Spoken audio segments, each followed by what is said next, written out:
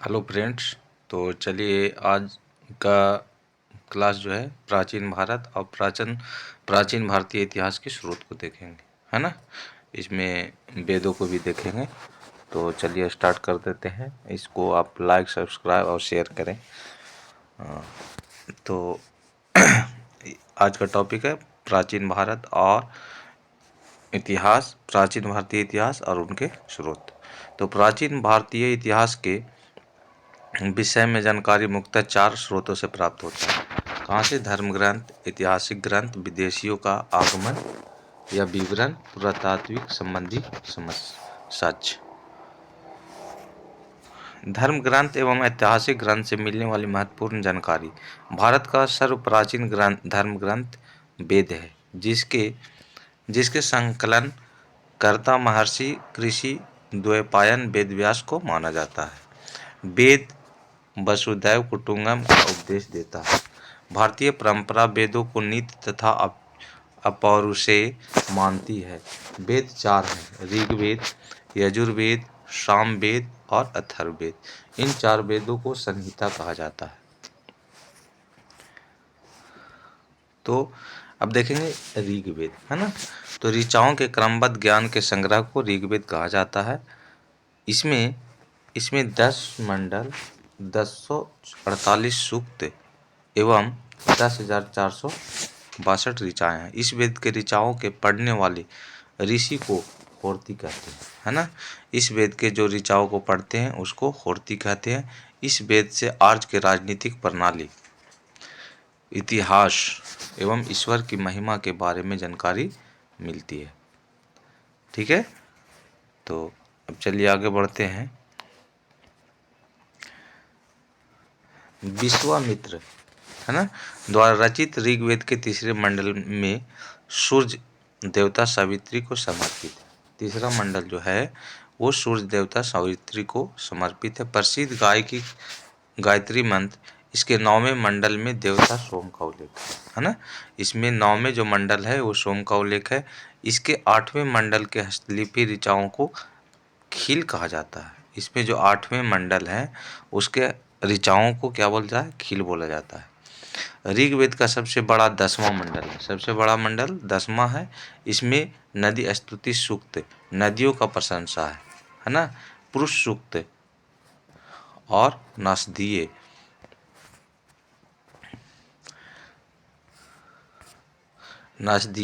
ऋग्वेद में इंद्र के लिए 250 तथा अग्नि के लिए 200 ऋचाओं की रचना की गई है।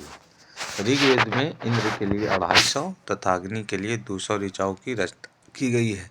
प्राचीन इतिहास के साधन के रूप में वैदिक साहित्य से ऋग्वेद के बाद शतपथ ब्राह्मण का स्थान है। यजुर्वेद को देखेंगे मित्र। अब मित्र यजुर्वेद, ऋग्वेद हो गया, यजुर्वेद को हम लोग देखेंगे। स्वर पाठ के लिए मंत्रों तथा बलि के समय अनुपालन के लिए नियमों का जो संकलन होता है उसे यजुर्वेद कहलाता है। इसके पाठकर्ता को अथर्ववायु कहते हैं। जो यजुर्वेद का वो पढ़ता है उसको हम अथर्ववायु कहते हैं।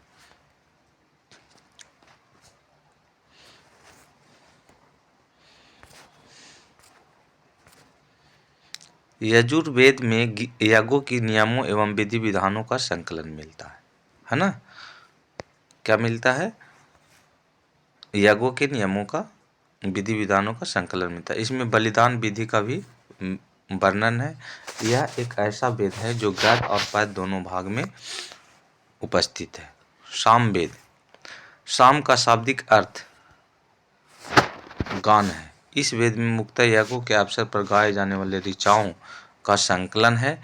इसके पाठकर्ता को उद्गात्री कहते हैं। इसका संकलन ऋग्वेद पर आधारित है। इसमें 1810 सूक्त हैं जो प्रायः ऋग्वेद के लिए गाए गए हैं, है ना। इसमें भारतीय संगीत का जनक कहा जाता है ना। इसको यार आयुर्वेद तथा सामवेद में किसी भी विशिष्ट ऐतिहासिक घटना का वर्णन नहीं मिलता है।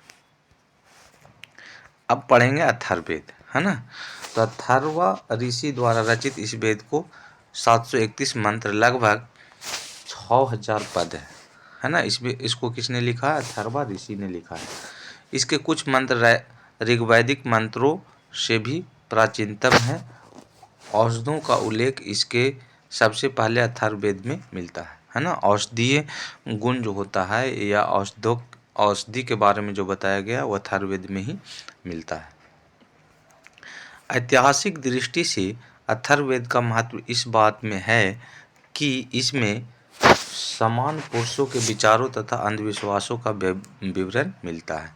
पृथ्वी सूक्त अथर्ववेदों का प्रतिनिधि सूत्र माना जाता है। इसमें मानव जीवन के सभी पक्षों, गृह निर्माण, कृषि की उन्नति, व्यापारिक मार्गों की गहन खोज, रोग निवारण, समन्वयक विवाह तथा पढ़ने गीतों, राजभक्ति, राजा का चुनाव, बहुत से वनस्पतियों एवं औषधियों, शाप, वशीकरण, प्रायश्चित, मातृभूमि, महात्म्य आदि का विवरण दिया गया है ना।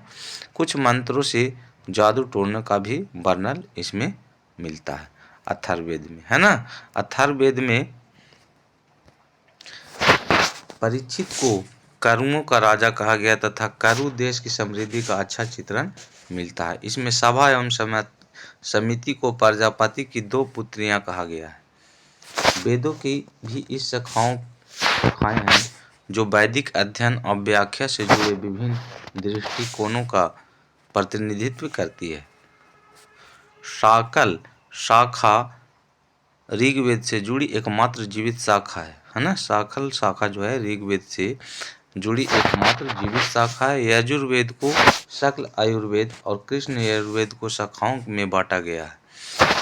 माध्यान्ही और कानव शुक्ल यजुर्वेद तथा वाजसनेय संहिता की शाखा है।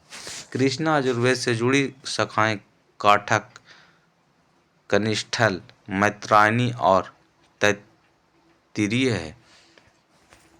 कौमुद रामायणीय एवं जैमिनीय या तलवकार सामवेद की शाखाएं हैं। अथर्ववेद की शाखा शौनक और प्रहलाद है ना। तो नोट, सबसे प्राचीन वेद ऋग्वेद एवं सबसे बाद का वेद अथर्ववेद है ना। ब्राह्मण, आरण्यक तथा उपनिषद। संहिता के पश्चात ब्राह्मणों, आरण्यकों और उपनिषदों का स्थान है। इसमें उत्तर वैदिक कालीन समाज एवं संस्कृति के विषय में जानकारी प्राप्त होता है। ब्राह्मण ग्रंथ वैदिक संहितों के व्याख्या करने के लिए गद्य में लिखे गए है ना। प्रत्येक संहिता के लिए अलग अलग ब्राह्मण ग्रंथ हैं जिसमें सारणी में दिया गया है। इन ब्राह्मण ग्रंथों से हमें परीक्षित के बाद बिंबिसार के पूर्व घटनाओं का ज्ञान प्राप्त होता है। ऐतरेय के राजाभिषेक के नियम एवं कुछ प्राचीन राजाओं के नाम दिए गए हैं। शतपथ में गंधार, शैल, कैक, कुरु, पंचाल, कौशल, विदेह आदि राजाओं का उल्लेख मिलता है। वैदिक साहित्य में ऋग्वेद के बाद शतपथ ब्राह्मण का स्थान है। आरण्यक में यज्ञ से जुड़े कर्मकांडों की दार्शनिक और प्रतीकात्मक अभिव्यक्ति है।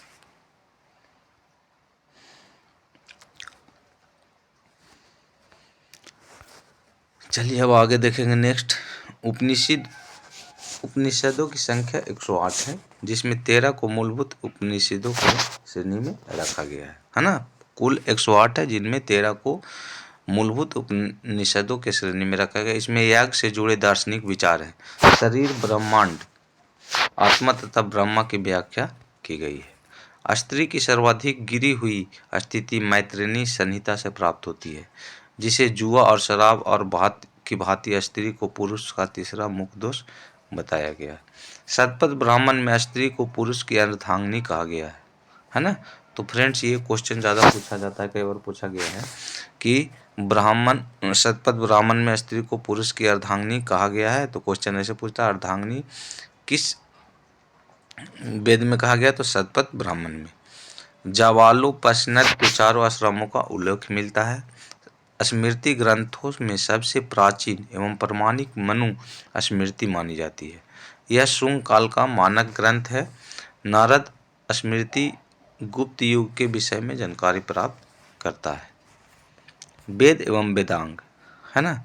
तो चलिए अब देखते हैं वेद एवं वेदांग। वेदों के भली भांति समझने का लिए 6 वेदांगों की रचना हुआ है ना। वेदों को भली भांति समझने के लिए 6 वेदांगों की रचना हुई।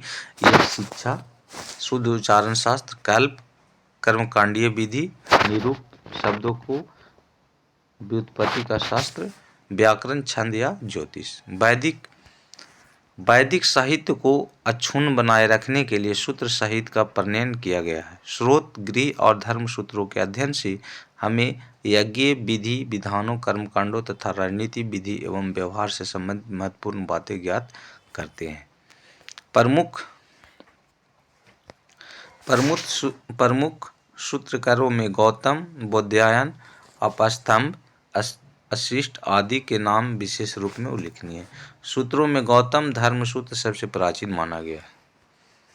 पुराण देखेंगे। भारतीय ऐतिहासिक कथाओं का सबसे अच्छा क्रमबद्ध विवरण पुराणों में मिलता है। इसके लिए रचयिता लोमहर्ष अथवा इनके पुत्र उग्रश्रवा माने जाते हैं, है ना। पुराण का जो रचयिता हैं लोमहर्ष और उनके पुत्र उग्रश्रवा माने जाते हैं। इसकी संख्या 18 है, जिनमें से केवल 5 मत्स्य, वायु, विष्णु, ब्रह्म एवं भागवत में ही राजाओं की वंशावली पाई जाती है। पुराणों में मत्स्य पुराण सबसे प्राचीन एवं प्रामाणिक है। अधिकतर पुराण सरल संस्कृत श्लोक में लिखे गए हैं। स्त्रियां तथा शूद्र जिन्हें वेद पढ़ने की अनुमति नहीं थी, वे भी पुराण सुन सकते हैं। पुराणों का पाठ पुजारी मंदिरों में किया करते हैं।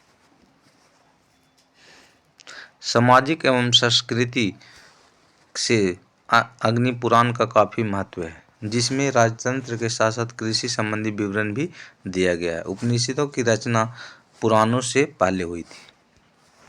बौद्ध, जैन एवं अंशसंहिता। जातक में बुद्ध की पुनर्जन्म की कहानी वर्णित है ना। हनुमान का प्रमुख ग्रंथ कथा वस्तु है, जिसमें महात्मा बुद्ध का जीवित चरित्र अनेक कथानकों के साथ वर्णित है। जैन साहित्य को आगम कहते हैं। जैन के जो साहित्य है उसको आगम कहा जाता है। जैन धर्म का प्रारंभिक इतिहास कल्प सूत्र है से ज्ञात होता है। जैन धर्म भगवती सूत्र में महावीर के जीवन कृत्यों तथा अन्य समकालिकों के साथ उनके संबंधों का विवरण मिलता है। अर्थशास्त्र के लेखक चाणक्य, कौटिल्य, विष्णुगुप्त हैं। यह 15 अधिकरणों एवं 180 प्रकरणों में विभाजित है। इसे मौर्यकालीन इतिहास की जानकारी प्राप्त होती है। अनुवादक सामशास्त्री। साहित्य संस्कृत साहित्य में ऐतिहासिक घटनाओं को क्रमबद्ध लिखने का सर्वप्रथम प्रयास कलहन के द्वारा किया गया। कलहन द्वारा रचित पुस्तक राजतरंगिणी, राजाओं की नदी। इस ग्रंथ में 8 सर्ग हैं, जिन्हें तरंगों की संज्ञा दी गई है। इसमें प्रारंभ से लेकर 12वीं सदी तक कश्मीर के शासकों का वर्णन है।